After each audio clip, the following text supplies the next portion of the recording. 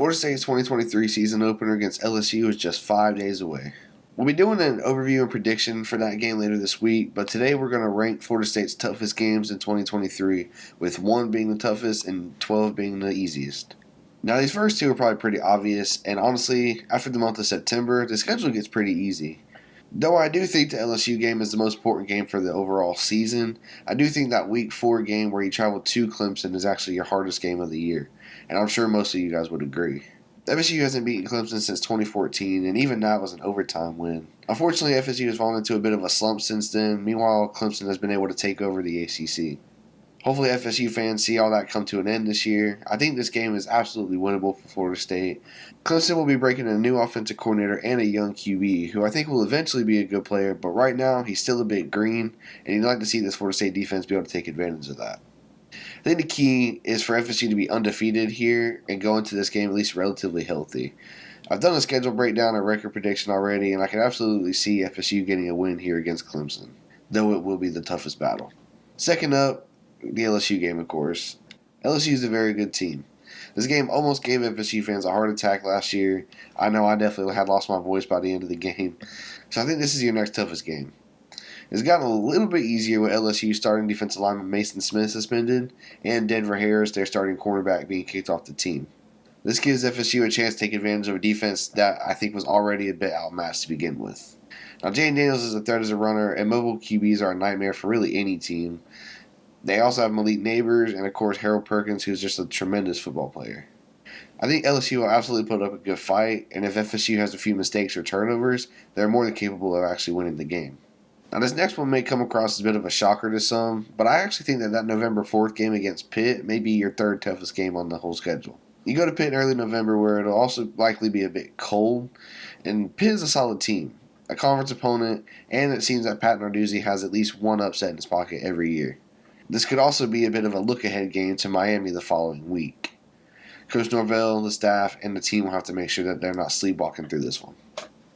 I have the next toughest game as Florida, mainly because it's a rivalry game and anything can happen in those. Though Florida State won last year, the Gators were able to keep it closer than they should have, and that was in Doak, whereas this year we got to go to Gainesville and play in the Swamp. Now, granted, the small bit of success that you have had last year was with the top 5 pick at quarterback and the best offensive line in the SEC. Both those positions for them have taken a major step back this year. I don't think Graham Mertz is all that good, and there really isn't too much reason on paper that Florida State should lose this one, but in the rivalry, of course, all bets are off. Next, I have that Duke game.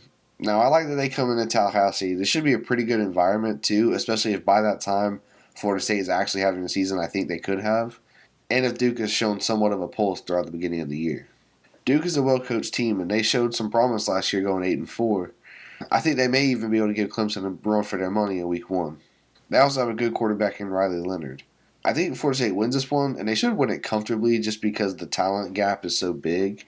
But I wonder how the narrative around this game changes if Duke plays Clemson very close or even pulls out an upset against Clemson. So in my opinion, Duke is a team to keep an eye on in the first half of the season. We'll see how they do, and then we'll be able to tell how big of a matchup this really is. Next, I'll say is the Miami game. Florida State went into Miami and beat them 45-3 last year, and it really could have been much worse. That was a bad Miami team last year, really bad.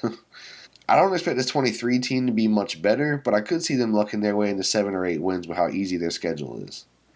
The big thing is this Florida State team is quite improved from last year, and Miami has to come to Doak this time.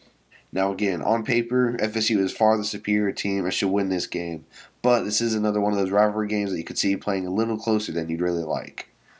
Now, I almost considered putting this weight game a bit higher on the list. They just seem to have Florida State's number over these last few years, but you have to remember that they lost their quarterback, Sam Hartman, who was essentially the focal point of that offense. They still have a couple decent receivers and run that super annoying slow mesh offense.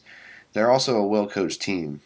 They don't always recruit the best, but Coach Clausen has a tendency to get his players to reach full potential or even play above themselves at times.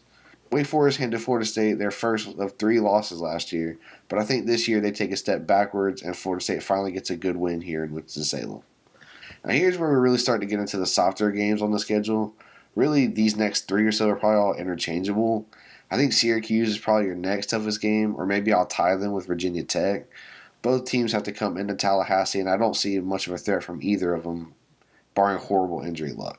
You beat Syracuse comfortably last year. You haven't played Virginia Tech since Willie Taggart's first game at Florida State, which was an absolute nightmare, but I don't think either team is all that good this year. Now on to Boston College. This is another team that I don't see being very good, but you do have to go on the road to face them the week before that massive Clemson game. This is another team FSU beat comfortably last year, and I expect a similar result here. The Southern Miss game is second to last, and I'm sure it's pretty apparent why. They do have a good running back in Frank Gore Jr., but Florida State should still handle this team with ease. I'll actually be at this game, and hopefully we see JT in a baseball cap by the second half. Now, the easiest game, in my opinion, is North Alabama. Frankly, I don't know much about the team, but FSU really shouldn't even have to break a sweat in this one. Not to overlook anyone, but Florida State is obviously in a different universe here. So there you have it. The toughest games on FSU's schedule ranked. I'm glad the schedule is as easy as it is, especially after you get out of September. I think it sets up fairly well for what FSU hopes to do in 2023.